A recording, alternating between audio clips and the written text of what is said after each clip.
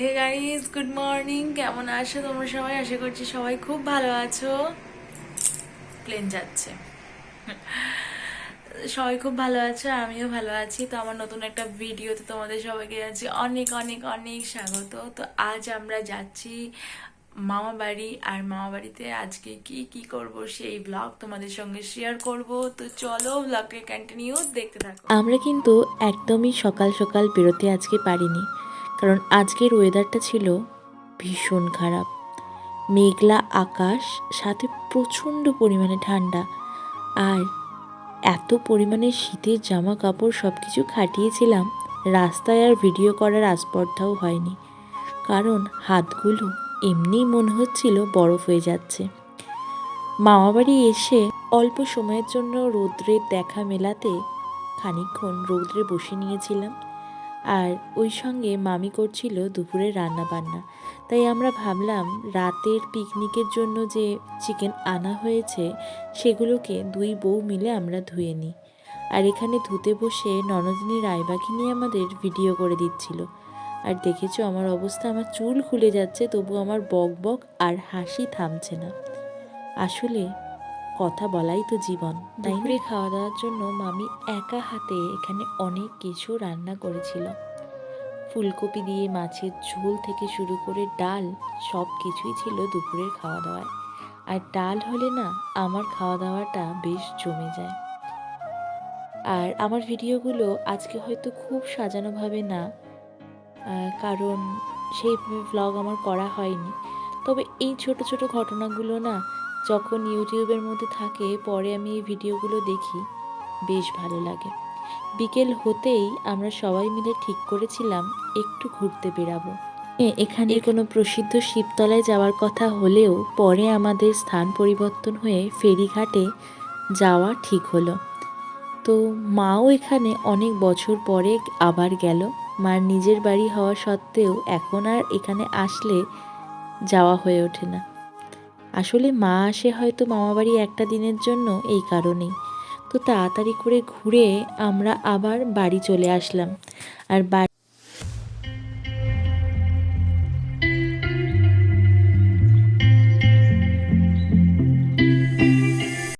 বাড়ি আস্তে আস্তে যেহেতু প্রায় সন্ধে হয়ে যাবে, তাই আগে থেকেই সন্ধ্যের পকোড়া করার জন্য যে চিকেনগুলো ছিল সেগুলোকে ম্যারিনেট করে গিয়েছিল মামি। আর বাড়ি আসতে না আসতেই দাদা সেগুলো ভাজতে শুরু করে দিয়েছে।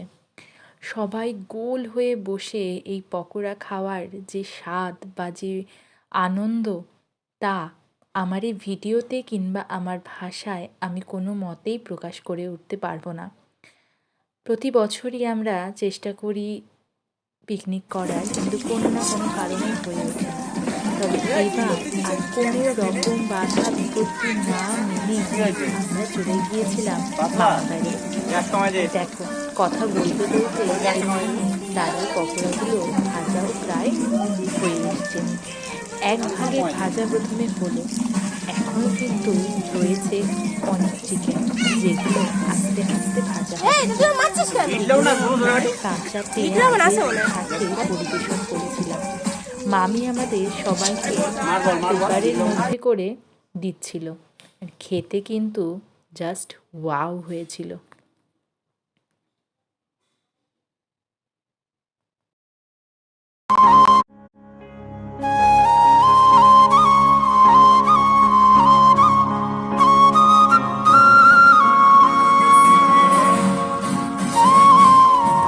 সবার নজর এখন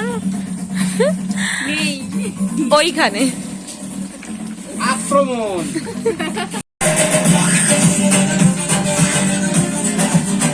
বদিদা, মুখটা তোলো। আজ তুমি বেজায় খুশি, হাসো একটু। আর মামি নিয়ে আসছে চালের গামলা, চালের হাঁড়ি। আর এখানে দুই ভাই বোনু বসে গপ্প সপ্প হচ্ছে। পিকনিকের আনন্দ নিতে নিতে আমি চলে গিয়েছিলাম টিভির ঘরে, বেশ খানিকক্ষণ টিভি দেখে নিলাম। আর এখানে দেখছি দুই ভাই তাদের বড় দাদাকে পাহাড় দিচ্ছে, আর বড় দাদা এখানে চিকেন রান্না করছে। আর আর আমাদের এই যে এটা ছিল প্যান্ডেল। পিকনিকের কোর্সে ছিল ফ্রাইড রাইস আর চিকেন কষা, আর সন্ধ্যেতে ছিল পকোড়া আর কফি। অসাধারণ মানে সেই হয়েছিল ট্রাদি স্বাদ বলছি। রান্না বান্নার শেষে আমরা চলে এসেছিলাম বাজি ফাটাতে। আর এই বাজিগুলো এবারের কালী পুজোর বনু সমস্ত কিছু জমিয়ে রেখে দিয়েছিল। বাজিগুলো ফাটাতে ফাটাতে মনে পড়ল আমাদের বৌভাতের দিনের বাজি ফাটানোর কথা। জানো তো, বর্মশাই খুব আনন্দ করে নিয়ে এসেছিল বাজি ড্যাম পড়ে গেছে, কিন্তু 2 থেকে 3টে ব্যতীত একটাও বাজেনি। দেখো বাজি ফাটাতে গিয়ে আমরা কি আনন্দই না করছি। দেখো তুবড়ি তুবড়ি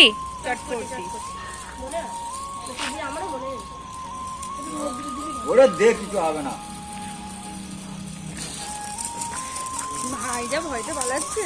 তুবড়ি তুবড়ি সরো, তার আছে এখানে।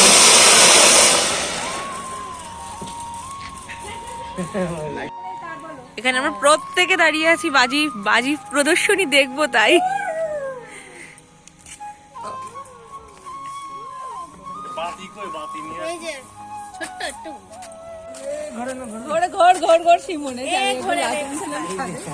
এর মধ্যে কি লাফাতে হয়?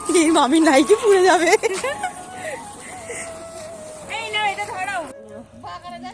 মানে আমাদের তিনজনে পারবই না। লাইনে দাও, লাইনে দাও।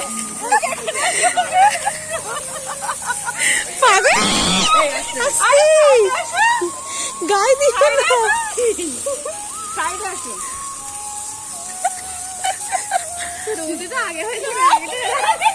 রান্না বান্না তো অনেক তাড়াতাড়ি শেষ হয়ে গেছিল, কিন্তু ঠান্ডার কারণে ঘরে বসেই খাওয়ার সারলাম।